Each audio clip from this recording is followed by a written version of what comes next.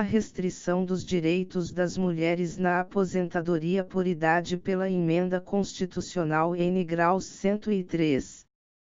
Adriana de Góes dos Santos, Natasha Bublitska Mara. Resumo: a atualidade do tema foi imprescindível para sua escolha, diante de um quadro de alterações legislativas previdenciárias constantes, e também pelo fato de os direitos das mulheres serem alvo de grandes restrições pela Emenda Constitucional N. Graus 103/19, que afastam a concretização do princípio da isonomia e promovem ainda mais desigualdade social. O objetivo central deste trabalho é demonstrar que as restrições às prestações previdenciárias impostas às seguradas ferem vários princípios, de forma ainda mais acentuada, o da igualdade material e dignidade da pessoa humana. Introdução. O presente artigo tem por objetivo debater acerca do confronto entre as alterações promovidas no benefício de aposentadoria para asseguradas e a ofensa ao princípio da igualdade consagrado em nosso ordenamento jurídico e assegurado como direitos humanos pela Declaração Universal dos Direitos Humanos.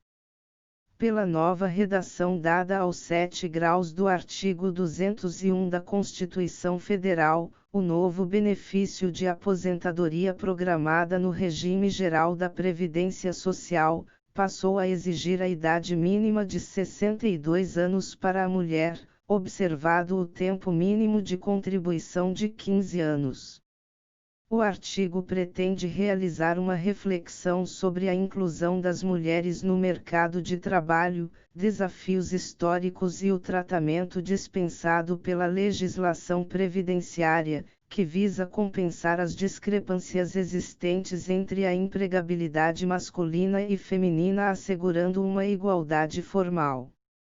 Através de um enfoque de perspectiva de gênero, será analisada as diferentes formas que as mulheres e homens participam do mercado de trabalho e como se dá a desigualdade estrutural da nossa sociedade que perpetua as desavenças das mulheres no mercado de trabalho e seus impactos na proteção social previdenciária.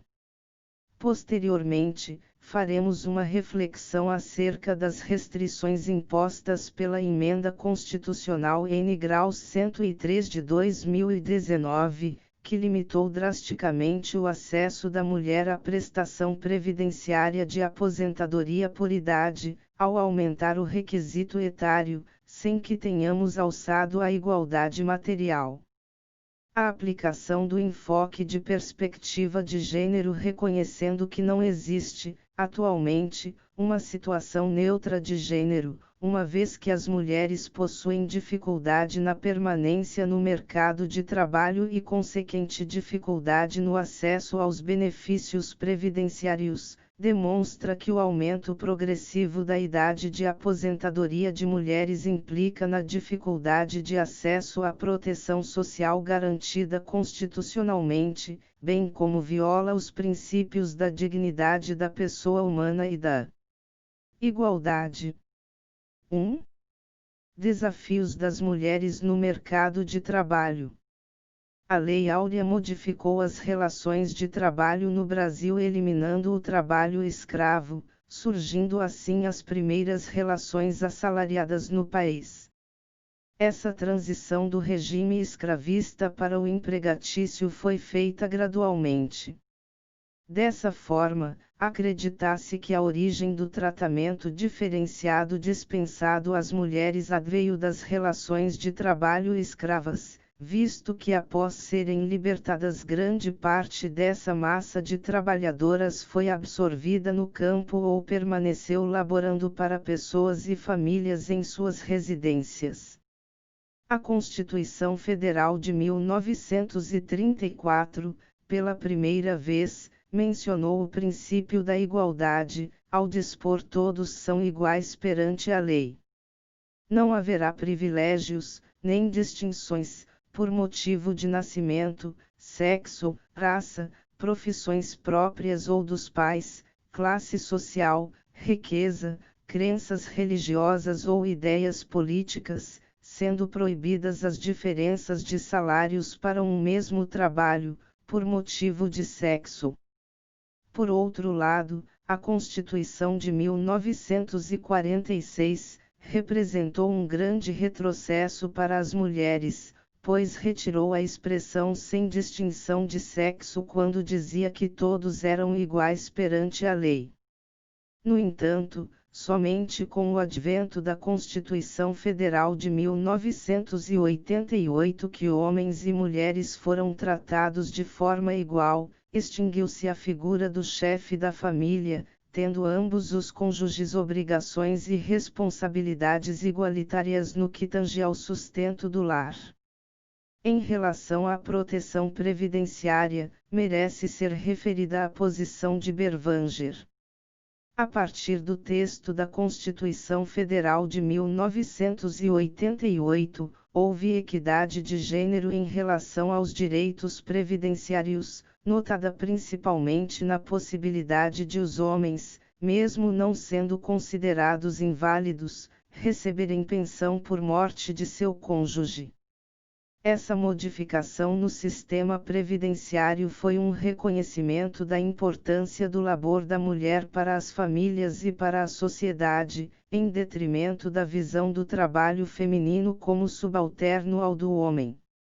As dificuldades de inserção e manutenção das mulheres no mercado de trabalho são históricas.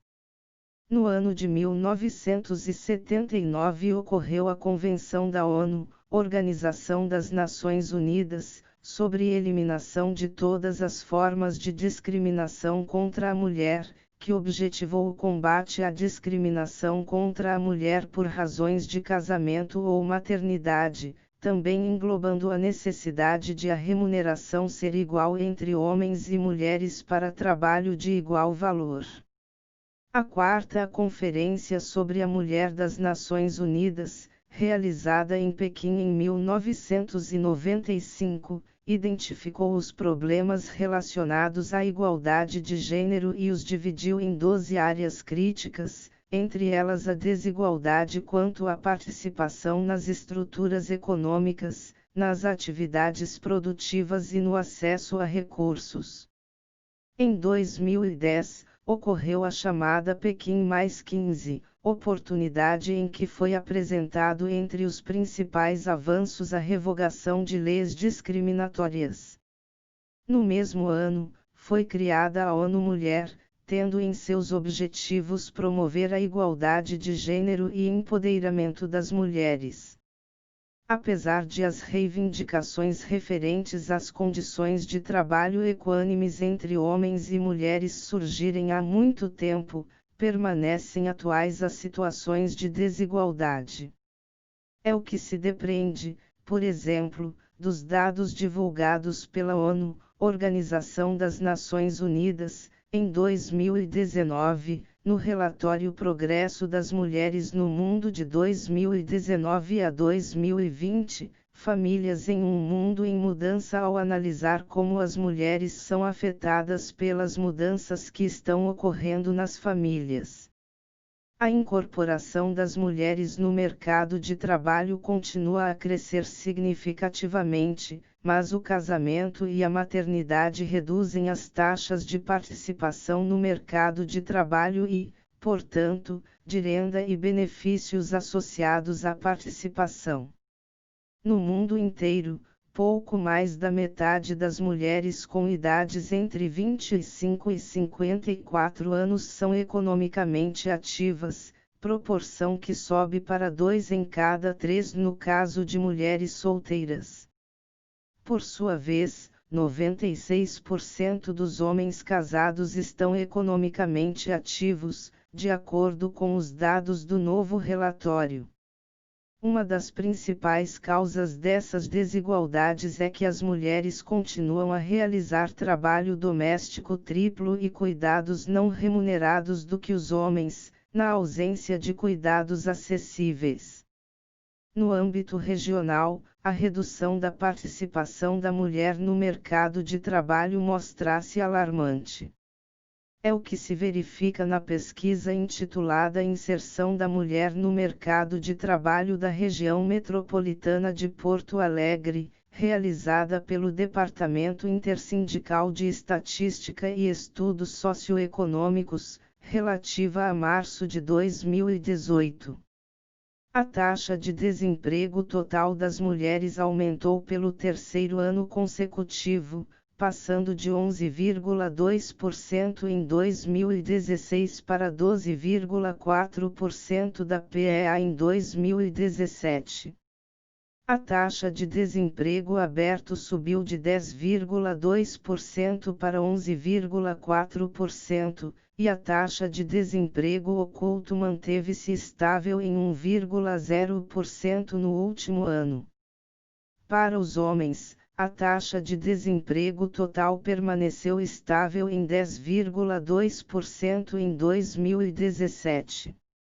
Destaca-se que a desigualdade entre as taxas de desemprego total feminina e masculina passou de 1,0 pp em 2016, para 2,2 pp em 2017, mais que dobrando, gráfico A.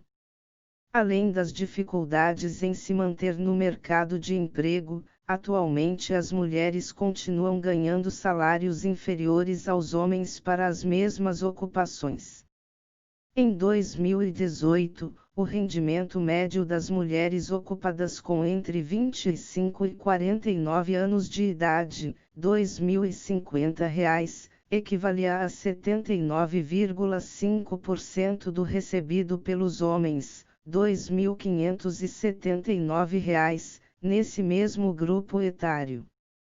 Considerando-se a cor ou raça, a proporção de rendimento médio da mulher branca ocupada em relação ao do homem branco ocupado, 76,2%, era menor que essa razão entre mulher e homem de cor preta ou parda, 80,1%, segundo pesquisa elaborado pelo IBGE. No que toca aos motivos do menor nível de participação feminina no mercado de trabalho, segundo Flaviano Nicodemos de Andrade Lima, um dos principais motivos da dificuldade de permanência no mercado de trabalho é a divisão sexual das tarefas. Percebe-se que vários são os motivos que afastam as mulheres em idade ativa do mercado de trabalho, seja pela discriminação histórica, que oferece melhores condições de empregabilidade aos homens, seja pela maternidade, casamento ou cuidados com o lar. O fato é que há grande dificuldade para que a segurada atinja os requisitos à concessão das prestações previdenciárias. Ainda que a participação da mulher no mercado de trabalho tenha aumentado nos últimos anos e que a discriminação por razão de sexo seja proibida pela legislação, configurando uma igualdade formal, percebe-se que os homens e as mulheres possuem uma posição desigual na sociedade, bem como que ascendem de forma diferenciada aos recursos, não possuindo uma igualdade material. A participação das mulheres em atribuições de liderança e comando das organizações encontra barreiras sutis discriminatórias e perceptíveis que influenciam em oportunidades de carreiras ao gênero feminino e progressão profissional, caracterizando o fenômeno denominado teto de vidro e configurando uma discriminação vertical.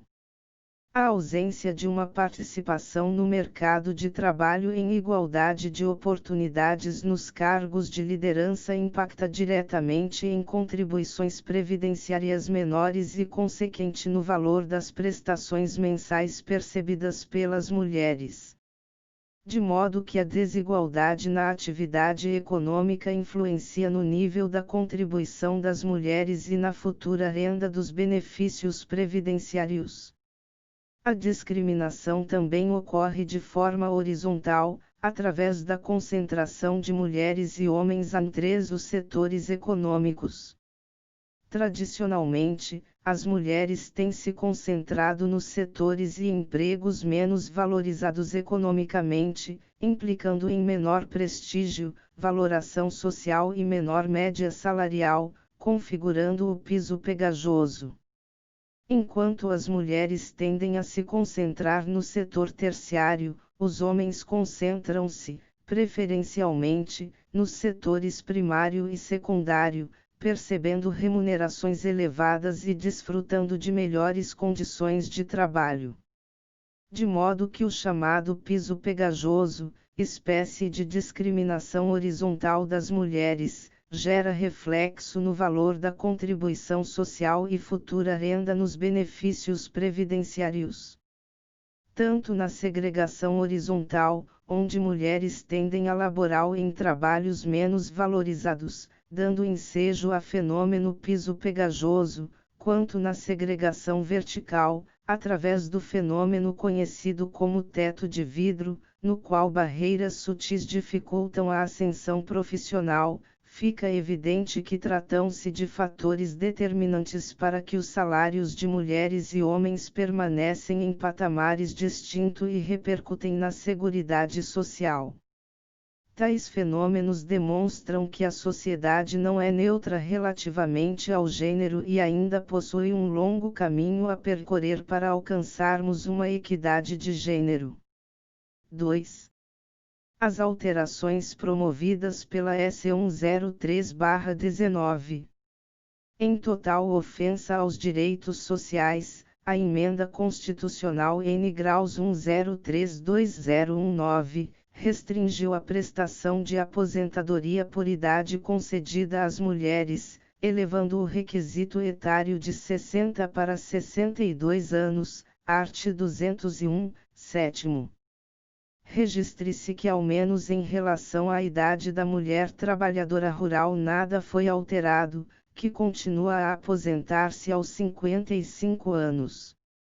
Por outro lado, a aposentadoria por idade híbrida, em que o segurado pode somar períodos de trabalho rurais e urbanos para preencher a carência de 180 contribuições, deverá observar o requisito etário de 62 anos após a alteração do texto constitucional. A mulher professora, além do tempo mínimo de 25 anos na função de magistério, passou a ser exigida a idade mínima de 57 anos, requisito inexistente na legislação anterior. Destaca-se que em relação ao homem professor o tempo na atividade de magistério passou de 30 para 25 anos, o que até poderia ser considerado um benefício, não fosse a limitação de 60 anos imposta. Para as servidoras que ingressaram no serviço público até a publicação da S. nº 20/98, não havia limite de idade para aposentadoria, no entanto, as que entraram até a edição da S. 41/03, precisavam cumprir o requisito etário de 55 anos, agora serão necessários 57 anos, além do preenchimento dos demais requisitos. Após minimamente apresentarmos algumas alterações em relação ao requisito etário para as mulheres, registrando que todas acompanham regras de transição, que não foram mencionadas neste momento, eis que não são objetos do presente artigo, passaremos a analisar essas modificações à luz dos princípios constitucionais. 3. Princípios. Os princípios são a base do ordenamento jurídico, ou seja, o ponto de partida para as demais normas que deverão estar em harmonia com estas linhas diretivas, as quais deveriam nortear a produção legislativa. Sobre o conceito de princípios, cabe referir a definição apresentada por Robert Alix.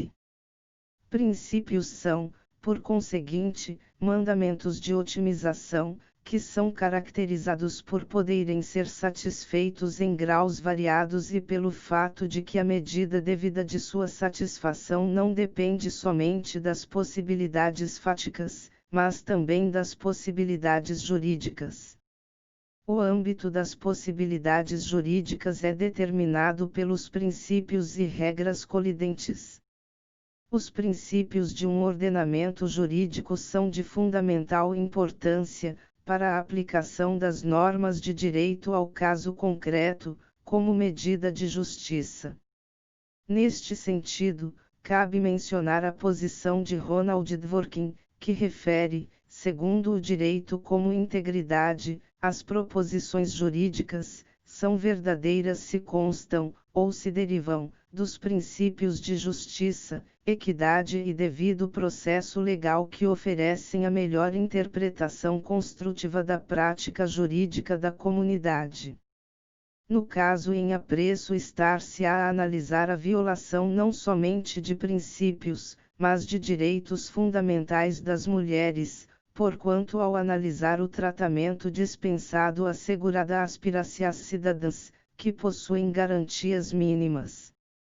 Merece ainda ser referido o princípio do não retrocesso social, que consiste na proteção conferida aos direitos sociais conquistados, que sob nenhuma hipótese poderão ser suprimidos ou diminuídos. Neste sentido cabe referir José Joaquim Canotilho, pois segundo o autor, com isto quer dizer-se que os direitos sociais e econômicos, direito dos trabalhadores, direito à assistência, direito à educação, uma vez obtido um determinado grau de realização, passam a constituir, simultaneamente, uma garantia institucional e um direito subjetivo.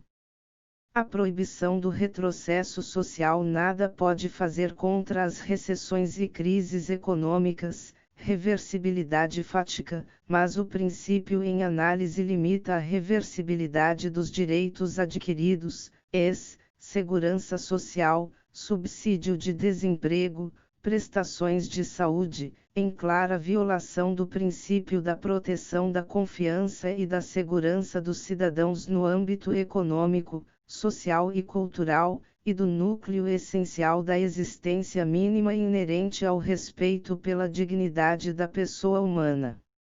Grifo nosso. Nesta seara, o princípio da vedação ao retrocesso social não significa a manutenção das normas, mas a garantia do seu núcleo essencial mínimo. No ano de 1995, o Decreto Legislativo N. 56 aprovou os textos do Protocolo sobre Direitos Econômicos, Sociais e Culturais, Protocolo de São Salvador, adotando no ordenamento jurídico a proibição do retrocesso, bem como vedando a retirada, restrição ou diminuição por parte do Estado, dos direitos fundamentais sociais já reconhecidos, implementados e positivados no ordenamento jurídico de um país. Assim, o princípio da vedação ao retrocesso social adotado pelo nosso ordenamento jurídico deve nortear as mudanças legislativas, de modo a não esvaziar o núcleo essencial que o ordenamento jurídico visa proteger. A Constituição Federal de 1988 fundamenta a ordem econômica, no valor social do trabalho humano e tem por fim assegurar a todos existência digna, conforme os ditames da justiça social. Ainda um dos seus objetivos é assegurar redução das desigualdades regionais e sociais, art. 170, inc. 7ª, deste modo um tratamento legislativo que contrarie direitos fundamentais, como aconteceu no caso das mulheres por ocasião da edição da S. 10322019, é inconcebível no ordenamento jurídico pátrio, já que contraria a dignidade da pessoa humana. Segundo Sarletta, ao comentar acerca do tema, refere que, sendo a dignidade uma qualidade intrínseca da pessoa humana, em princípio irrenunciável e inalienável, não pode ser retirada, embora possa ser violada. Nesse contexto, o segurado, como pessoa humana, deve também ser visto como valor central da sociedade, superior a qualquer valor econômico do capitalismo, o que implica a necessidade de protegê-lo contra todos os atos atentatórios à sua dignidade, de lhe garantir condições de labor saudáveis e dignas, e também de propiciar e promover a sua inclusão social. É o que também defende a Organização Internacional do Trabalho. Quanto à igualdade material na criação do direito, faz-se mister colacionar uma importante lição trazida por J. J. Gomes Canotilho. Intui-se, com facilidade, não ser no sentido formal que se consagra, o princípio da igualdade. Exige-se uma igualdade material através da lei, devendo tratar-se por igual o que é igual e desigualmente o que é desigual. Diferentemente da estrutura lógica formal de identidade, a igualdade pressupõe diferenciações. A igualdade designa uma relação entre diversas pessoas e coisas. Reconduz-se, assim, a uma igualdade relacional, pois ela pressupõe uma relação tripolar: o indivíduo A é igual ao indivíduo B, tendo em conta determinadas características. Um exemplo extraído da jurisprudência portuguesa: o indivíduo A, casado, é igual ao indivíduo B, solteiro, quanto ao acesso ao serviço militar na Marinha, desde que reúna as condições de admissão legal e regulamentarmente exigidas, características C1, C2 e C3. CFR ACT C336/86 e, mais recentemente, ACS TC 186/91, 400/91.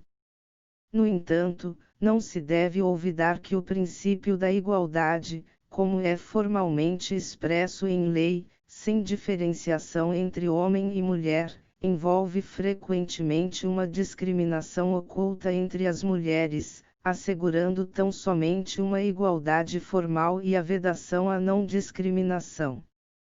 O princípio da igualdade é subdividido em duas vertentes, a saber, a igualdade formal, que garante tratamento igualitário para todos, e b. a igualdade material, que verifica o tratamento igual ou desigual, dependendo das situações. Para Flávia Piovesan, a igualdade formal, a qual consiste em uma igualdade geral, genérica e abstrata, é insuficiente para garantir a igualdade, sendo necessária uma resposta específica e diferenciada, conferindo a determinados grupos uma proteção especial diante da vulnerabilidade, através de ações afirmativas sob a luz da igualdade material substantiva. Portanto, a igualdade material pressupõe a eficácia do tratamento isonômico. Assim, em que pese a melhora na participação das mulheres no mercado de trabalho, o aumento da exigência etária para as mulheres, sem a efetiva constatação de redução de desigualdade social, demonstra um retrocesso social incompatível com a ordem constitucional vigente. Vejamos, não se pretende defender que o princípio da vedação ao retrocesso social impede a alteração da legislação diante da evolução natural da sociedade, mas que a mitigação dos direitos sociais deve levar em consideração o núcleo essencial da norma e, somente alterar, quando não houver ofensa ou violação ao seu núcleo essencial, sob pena de retrocesso social. A diferenciação no critério etário tem sua origem quanto à participação desigual das mulheres no mercado de trabalho, de modo que o núcleo essencial da norma consiste na efetivação do princípio da igualdade visando compensar a desigualdade histórica no mercado de trabalho em consonância com o princípio da dignidade da pessoa humana. A eliminação da diferença na idade de aposentadoria entre mulheres e homens consiste em um dos objetivos da equidade de gênero, de modo que a alteração da legislação igualando as regras de idade entre mulheres e homens, mesmo que de forma progressiva, somente não será um retrocesso social quando não houver desigualdade entre gêneros na sociedade brasileira. Desta forma, a Emenda Constitucional N graus 10320119 feriu vários princípios, entre eles o da igualdade material e a dignidade da pessoa humana, ignorando a luta histórica das mulheres para obter o mesmo tratamento do que os homens, enquanto buscam conciliar a vida profissional e os cuidados com a família e a maternidade. Conclusão. Tecemos algumas considerações acerca dos desafios enfrentados pelas mulheres no mercado de trabalho, sendo que pesquisas apontam que elas apresentam dificuldades para ingressar neste ambiente e ainda ganham salários mais baixos em relação aos homens, em que pese exercerem as mesmas atividades. Ainda, foi verificado a desigualdade tanto no nível de participação das mulheres no mercado de trabalho quanto no menor nível remuneratório. O acesso à previdência social é desigual para as mulheres em virtude da desigualdade de gênero na permanência no mercado de trabalho gerado pela economia de cuidado. Além disso, em relação ao valor dos benefícios previdenciários, que possuem como sua base de cálculo a renda auferida com o trabalho, o menor rendimento das mulheres no mercado de trabalho resulta em uma menor contribuição previdenciária e, consequentemente, em uma aposentadoria de valor médio inferior àquelas auferidas pelos homens.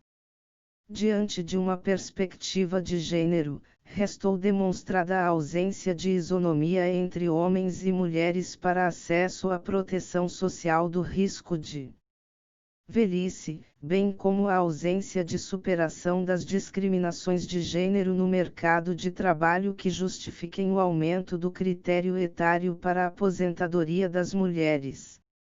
A desigualdade de gênero foi utilizada como base para a diferenciação da idade entre mulheres e homens para atingir o requisito etário de aposentadoria. No entanto, apesar das grandes mudanças ocorridas nas últimas décadas, persiste a desigualdade no mercado de trabalho, sendo necessária a adoção de medidas para a reconfiguração da sociedade no que tange à modificação da segregação horizontal denominada piso pegajoso e da segregação vertical conhecida como teto de vidro. Da mesma forma, é necessária a adoção de política pública de cuidado, estimulando uma corresponsabilidade nas atividades de cuidados de filhos, idosos e deficientes. Entre as ações positivas elencadas pela Organização Ibero-Americana de Seguridade Social, a igualdade da idade de aposentadoria de mulheres e homens é uma das medidas para eliminar desigualdades existentes contra grupos historicamente discriminados. No entanto, enquanto persistem discriminações ocultas que dificultam o acesso aos benefícios da Previdência Social e implicam em um valor de benefício previdenciário reduzido, medidas temporárias na legislação e regulamentos ainda se mostram necessárias para compensar as desvantagens existentes, garantindo oportunidades iguais para todos os seres humanos. Assim, a equalização dos requisitos de aposentadoria entre homens e mulheres deve ser considerada com norte a seguir, porém sem perder de vista como pressuposto para sua implementação a efetivação do princípio da igualdade material.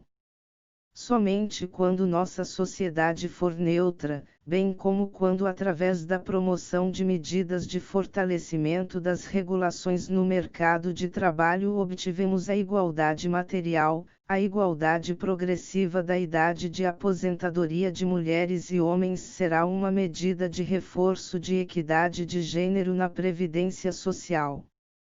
Como medida positiva a atingir a equidade de gênero deveria ser utilizado de indicadores de redução das desigualdades de gênero como parâmetro na redução da diferença de idade mínima para a aposentadoria por idade. Na mesma senda, a adoção de um conjunto de medidas na economia de cuidado, estimulando a corresponsabilidade e adoção de políticas públicas que auxiliem na diminuição do afastamento da mulher do mercado de trabalho podem ser medidas positivas para alcançar a equidade de gênero. Conclui-se que o aumento da idade mínima, apesar de ser meta para a eficácia da equidade de gênero, diante das problemáticas no mercado de trabalho, demonstra que o aumento da idade mínima fere os princípios da igualdade e dignidade da pessoa humana. Verificou-se que atualmente somente alcançamos igualdade formal. Para tanto, a adoção de políticas de igualdade material são o caminho para fazer prevalecer a equidade de gênero, oportunidade em que a igualdade da idade para fins de aposentadoria efetivará o princípio da igualdade tanto formal quanto material. Enquanto não tivermos uma igualdade material, restrições pela Emenda Constitucional N graus 103/19 dos direitos das mulheres afastam a concretização do princípio da isonomia, promovendo ainda mais desigualdade social.